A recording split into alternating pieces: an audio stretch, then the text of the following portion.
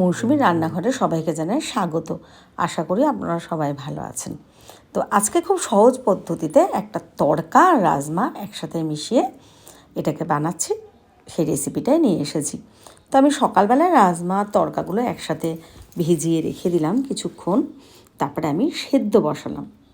তো সেদ্ধ বসানোর পরে না রাজমাগুলো সেদ্ধ হয়নি, তড়কাটা হয়ে গেছিলো। তো ওই জন্য আমি কী করেছি, নামিয়ে তাড়াতাড়ি তড়কাটা আলাদা রেখে রাজমাটা একটু ব্লেন্ড করে নিলাম।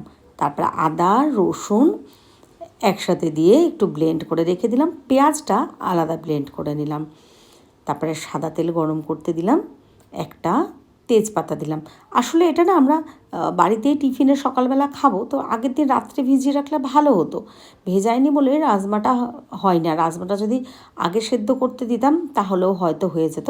ওই জন্য আমি এই পদ্ধতিটা করেছি। আপনাদের ক্ষেত্রে সেটা দরকার নেই, আপনারা সেই বুঝে ভিজিয়ে রাখবেন।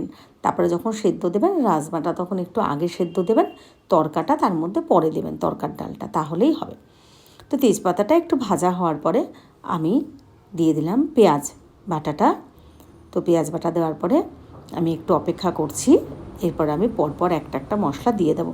তারপরে দিয়ে দিলাম আদা রসুন বাটা। তারপরে স্প্যাচুলাটা দিয়ে ভালো করে এই দুটো আমি একসাথে মাখিয়ে নেব। আর এই সময় কিন্তু গ্যাসটা একদমই কমিয়ে দিতে হবে, নাহলে মশলাটা পোড়া লেগে যেতে পারে। তারপরে দিয়ে দিলাম পরিমাণ মতো লবণ, পরিমাণ মতো হলুদ।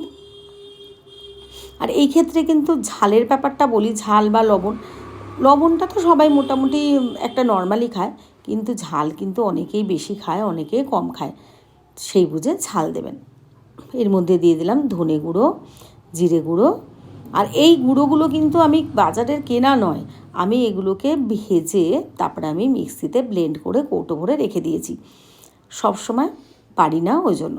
তারপরে দিয়ে দিলাম কাশ্মীরি লঙ্কার গুঁড়ো।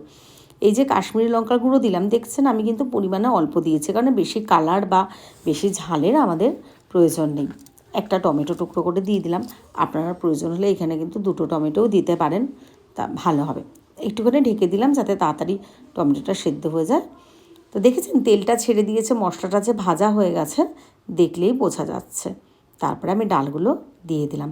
তড়কার ডালটা দেখেছেন একটু গোটা গোটা ভাঙা ভাঙা সেদ্ধ রয়েছে বেশ, এই জন্য এটা কিন্তু আমি করেছিলাম যে রাজমাটা একদমই সেদ্ধ হয়নি, তড়কাটা হয়ে গেছিলো তড়কা, ওই জন্য আমি রাজমার ডালটাকে তুলে একটু ব্লেন্ড করে নিয়েছিলাম। এটা কিন্তু দারুণ হয়েছিল খেতে, কোনো অসুবিধাই হয়নি। দেখতেই পাচ্ছেন তরকারিগুলো বেশ ভাঙা ভাঙা, আবার একটু একটু গোটা গোটা রয়েছে। তারপরে দিয়ে দিলাম রাজমাটা। যেহেতু রাজমাটা এটা আমি জল দিয়ে তো ওরমভাবে ব্লেন্ড করিনি, ওই জন্য এটা ঘন হয়ে গেছে। এর মধ্যে যখনই জল দিয়ে আমি স্প্যাচুলাটা দিয়ে একটু মাখিয়ে দেবো, একদমই কিন্তু ঠিকঠাক এসে যাবে। দেখুন এবার ভেঙে ভেঙে তড়কা ডালটার সাথে সব মশলাগুলোর সাথে আমি একসাথে মাখিয়ে দিলাম।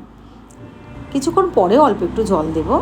এবার দেখুন আমি অল্প একটু এর মধ্যে জল দিয়ে আর একটু ভালো করে আমি মাখিয়ে নিচ্ছি। আর এখন আমি ভয়েস দিচ্ছি সকালবেলা, আমাদের রাস্তার পাশে একদম বাড়ি, তো প্রচুর আওয়াজ পাবেন। এরপরে আমি একটা কড়াইয়ের মধ্যে অল্প একটু লবণ দিয়ে আমি ডিম দিয়ে নিচ্ছি, কারণ আমি ডিমটাকে আলাদা কড়াইয়ের মধ্যে আমি এগুলোকে ভেজে বেশ গুঁড়ো গুঁড়ো করে নেব,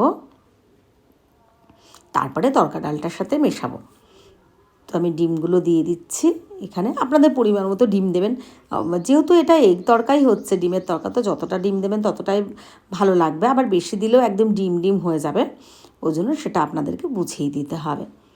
তা ডিমটা একটু ভাজা হওয়া পর্যন্ত আমি অপেক্ষা করছি, যে আগে একটু ভাজা হোক, তারপরে এগুলোকে আমি ভালো করে স্প্যাচুলাটা দিয়ে ছোটো ছোটো করে নেব। দেখেছেন একদম কিন্তু দারুণ হয়েছে, মানে না গোটা আছে না একদম মিশে গেছে। তো আমার ডিমটা কিন্তু রেডি হয়ে গেছে। এরপর তড়কার ডালটাও ওদিকে কিন্তু বসানো, আর একটা ওভেনে তড়কার ডালটাও কিন্তু বেশ রেডি হয়ে গেছে। তার মধ্যে দিয়ে দিলাম সব ডিমগুলো।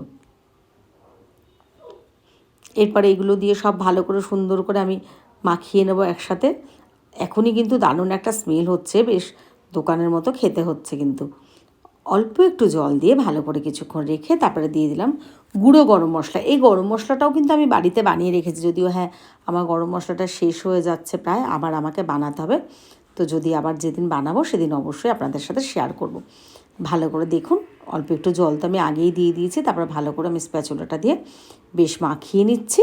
কিছুক্ষণ রাখার পরে আমি ধনেপাতা কুচি করে রেখেছিলাম সেগুলো দিয়ে দিলাম। তারপরে আমার রান্নাটা রেডি হয়ে গেছে, আমি সার্ভ করছি। ওপরে 2টো কাঁচা লঙ্কা দিয়ে দিলাম। আশা করি আপনাদের রান্নাটা ভালো লেগেছে। ভালো লাগলে একটা লাইক, কমেন্ট, শেয়ার করে দেবেন। রেসিপিটা অবশ্যই একবার বানাবেন, ভালো লাগবে। আমরা কিন্তু পরোটা দিয়ে খেয়েছিলাম, সেই সার্ভ করছি, সেটাও আপনাদের সাথে শেয়ার করছি। দেখুন, আর যারা আমার চ্যানেলটি সাবস্ক্রাইব করে দিয়েছেন তাদেরকে জানাই অনেক ধন্যবাদ, অনেক ভালোবাসা। যদি কারো ভালো লাগে তো আমার চ্যানেলটি সাবস্ক্রাইব করে দিয়ে পাশে থাকবেন, আর পাশের বেল আইকনটি অবশ্যই করবেন যাতে আমার কোনো পোস্ট করলে আপনাদের কাছে পৌঁছে যায়।